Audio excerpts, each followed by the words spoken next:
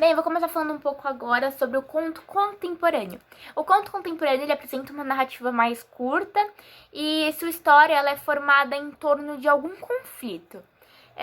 Apresenta poucos personagens, um tempo é mais reduzido e um espaço mais limitado. Ele vem se tornando mais popular nas últimas 2 décadas e um dos contistas contemporâneos mais influentes foi Dalton Trevisan. Ele era um escritor curitibiano.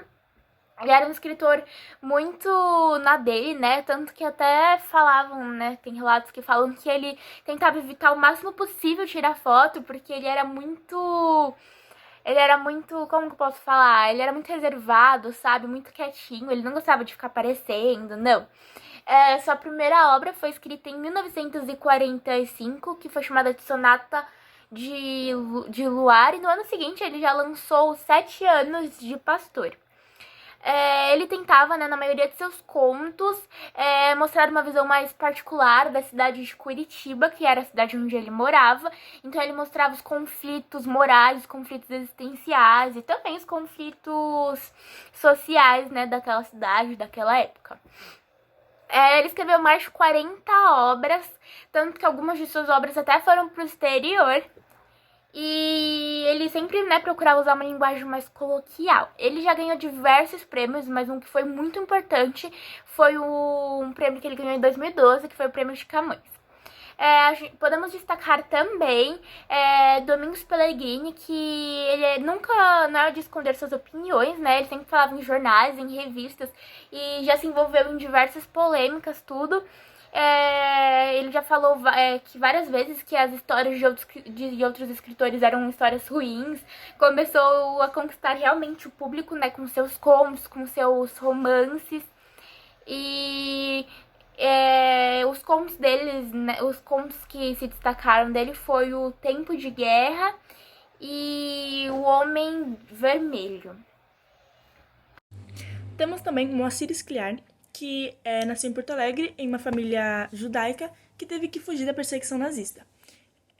Ele foi médico, contista, romancista, cronista e ensaísta, e era de costume abordar em suas palestras temas como cultura judaica e temas sociais em que se tem a influência marxista.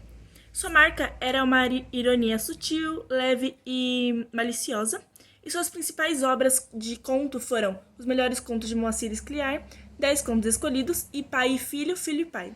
Como crônica foi Um País Chamado Infância, e como romance foi O Exército de um Homem Só e A Majestade do Xingu. Bem, eu vou falar um pouco agora sobre o José Veiga. José Veiga ele usava um diálogo próximo ao realismo fantástico e o realismo mágico. Sua narrativa é como se estivesse conversando naturalmente, face a face com uma pessoa, com um amigo, né? Ele ganhou seu primeiro prêmio aos 45 anos com o livro Os Cavalinhos de Platiplanto, que é um dos seus contos mais famosos, né? Junto com A Máquina Extraviada. E também temos uma contista muito famosa, que é a Lígia Fagundes, que foi também um dos maiores nomes, conhecida por trazer à tona os conflitos mais profundos de seus personagens, principalmente femininos, na busca de soluções para os problemas encontrados no seu cotidiano. Seus contos ele focam na classe média paulistana e altera entre o simbolismo e o realismo. Não são difíceis compreender as histórias intimistas, assim sendo conduzidos ao realismo mágico e também ao realismo fantástico. Seus principais contos foram O Jardim Selvagem, Seminário dos Ratos e Venha Ver o Pôr do Sol. E esses contos são contos bem legais porque eles captam a vida além das aparências do nosso dia a dia. Bom, então eu vou falar um pouquinho sobre o gênero textual de crônica contemporânea. Como o próprio nome diz, ela é um gênero recente, com o formato que ela tem hoje. Normalmente ela é bem curta e direta, e o cronista ele vai pegar um tema do nosso cotidiano para desenvolver na sua crônica. E aí ele pode ou não desenvolver algum pensamento filosófico ou alguma crítica e até mesmo alguma coisa humorística a respeito dessa situação do nosso cotidiano. Normalmente ela é vinculada na imprensa, seja em jornais ou em revistas, e eu vou citar alguns dos cronistas mais influentes do nosso tempo. Bom, Rubem Braga foi considerado o maior cronista brasileiro. Ele começou a desenvolver sua escrita apenas com 18 anos e ele escrevia sobre o cotidiano brasileiro e começou a publicar suas crônicas em jornais de todo o país. Ele veio a falecer com 62 anos, em 1990, e ele publicou 15 mil crônicas. Entre as suas mais famosas obras estão Ai de Ti, Copacabana, O Conde e o Passarinho, que foi o seu primeiro livro, e O Verão e as Mulheres. Ele tinha um estilo bem marcante na sua forma coloquial autêntica. Com as suas palavras, ele utilizava de uma ironia bem sutil e ele conseguia fazer as pessoas rirem e se emocionarem com as suas obras, além de refletir acerca de suas próprias ações com elas. Entre as suas obras mais famosas, eu posso citar O Homem Nu, o No Fim Dá Certo e, como um conto, Os Grilos Não Cantam Mais. Manuel Bandeira divide sua vocação entre a crônica e as poesias. Ele utilizava de uma linguagem coloquial também e ele tinha um aspecto muito variado. Ele escrevia desde arquitetura até personalidades. E ele abordava também assuntos do cotidiano, seja eles da vida pública como da sua própria vida privada, para intimidar o seu leitor. Então, as suas principais obras elas foram reunidas em 5 livros, chamados Crônicas da Província do Brasil, Flauta de Papel, Andorinha, Andorinha, Seleta de Prosa e As Melhores Crônicas de Manuel Bandeira. Outro grande autor foi Luiz Fernando Veríssimo, que além de cronista era dramaturgo, músico, tradutor, cartunista e romancista. Apesar de ser tímido, ele seguiu o caminho de seu pai, Érico Veríssimo, como escritor, e ele teve seu lugar de direito nos jornais e na imprensa brasileira. Ele publicou mais de 50 livros e ele falava com muita ironia e humor da sociedade brasileira. Entre os seus principais livros eu posso comentar O Analista de Bagé, Comédias para se ler na escola e As Mentiras que os Homens Contam. O gênero de crônica contemporânea também contou com vários outros cronistas importantes, e entre eles eu posso citar também o Sérgio Porto e o Paulo Mendes Campos. Bom, vou falar um pouco agora sobre o romance contemporâneo e alguns de seus autores. O romance contemporâneo tem algumas características como o tom coloquial, a aproximação entre o escritor e o seu leitor, o vocabulário simplificado e a liberdade formal. O romance ele se volta para o social, retrata o cotidiano e é uma narrativa mais longa com a escrita em prosa. Bom, vamos citar alguns dos escritores mais populares. O primeiro é Rubem Fonseca, que tem formação em Direito e experiência em investigação criminal, o que o ajuda a ter uma imagem bem adequada da marginalidade. Seus romances possuem situações tensas e relatos chocantes, e seus personagens que contam a narrativa com uma linguagem rude, querendo mostrar o cotidiano, o drama da vida e a violência. Também usa uma linguagem coloquial com cada personagem que cria, como, por exemplo, policial, advogado e marginal. Um dos seus destaques com romance é chamado Agosto, e conta um pouco mais sobre a história do atentado contra Carlos Lacerda e a morte de Getúlio Vargas, que são fatos reais. Também tem uma obra chamada O Selvagem da Ópera, que narra Carlo Gomes. O segundo é Cristóvão Teza. É considerado um dos mais importantes romancistas contemporâneos e também é doutor em literatura brasileira. Ficou conhecido em 1988 nacionalmente com um romance ousado em que se tem 2 narradores, chamado Trapo. É considerado um dos mais premiados escritores do Brasil e seu principal conto é chamado Beatriz. O último é Antônio Calado, que concluiu o curso de Direito, mas seguiu como profissão o jornalismo, sendo repórter e cronista do Correio de Amanhã. Durante a Segunda Guerra, foi correspondente da BBC de Londres por 6 anos e depois atuou no Serviço Brasileiro da Radiodifusão em Paris.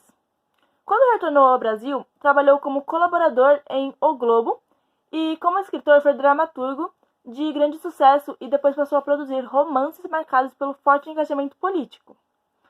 Suas obras mais populares foram uma chamada Quarupi, A Madonna de Cedro e O Homem Cordial, de 1994, com um conjunto de histórias leves e breves, com temas que Antônio Calado frequentemente usava em seus romances, como, por exemplo, o índio e a política. Bom, eu vou falar um pouquinho sobre o texto dramático contemporâneo. O gênero dramático, ele designa os textos literários para serem representados no palco. Então a gente tem os textos em forma de diálogo, divididos entre atos e cenas e com consequência da ação dramática, que é geralmente constituída de exposição, conflito, complicação, clímax e desfecho. Também existem alguns tipos, como por exemplo tragédia e comédia, e a dramaturgia brasileira ela teve início no fim do modernismo com Nelson Mandela, mas também podemos contar com Dias Gomes e Ariano Suassuna, que mantiveram um nível semelhante de desenvolvimento artístico e sofisticação. Bom, Nelson Rodrigues ele foi jornalista, romancista, cronista, contista e dramaturgo. Ele inseriu nos seus palcos o vocabulário do malandro carioca, que tinha diálogos fortes e diretos, e muitas das suas peças foram canceladas por causa da censura, e dezenas dos seus textos foram adaptáveis para o cinema e a televisão. O Vestido de Noiva foi sua peça mais significativa e deu início a uma revolução no teatro nacional, que deu mais foco à realidade do ponto de vista psicológico e com uma linguagem mais polêmica. Em 2012, foi publicado o livro chamado Nelson Rodrigues por Ele Mesmo, e onde sua filha traz uma série de entrevistas e depoimentos do autor e da sua vida pessoal, e teve 17 obras para o teatro que são separadas em 4 categorias, sendo elas peças psicológicas, na qual se encaixa como uma das principais obras, O Vestido de Noiva, peças míticas com o álbum de família e tragédias cariocas, que podemos ver A Falecida e Tragédias Cariocas 2 com o Beijo no Asfalto. Bom, Dias Gomes ele foi um dramaturgo conhecido nesse gênero e em 1944 ele foi convidado por seu pai para produzir 500 adaptações para o radioteatro. E ele foi autor de telenovelas e seriados de grandes repercussões, como O Rock Santeiro e Carga Pesada. E no teatro ele usava uma visão mais esquerdista para combater a religião sensacionalista e manipuladora, e a sua peça mais relevante foi O Pagador de Promessas. Bom, o último foi o Ariano Suassuna, que além de romancista e poeta, ele também foi um dos principais autores da dramaturgia brasileira, que fez obras para adultos e crianças do país todo. E ele retrata em um dos seus textos histórias nordestinas, que são muito usadas em grandes vestibulares. E ele acredita que o ser humano é o mesmo em todos os lugares e em tempos do mundo. E sua peça mais conhecida é O Alto da Comparecida, e como produção dramática mais popular podemos citar Uma Mulher Vestida de Sol, que é um telefilme exibido como episódio do programa Terça Nobre, e trata-se de uma tragédia nordestina. E o drama se fez fiel à obra, adotando o gênero de teleteatro para retratar a atmosfera de amor e violência do romanceiro popular sertanejo.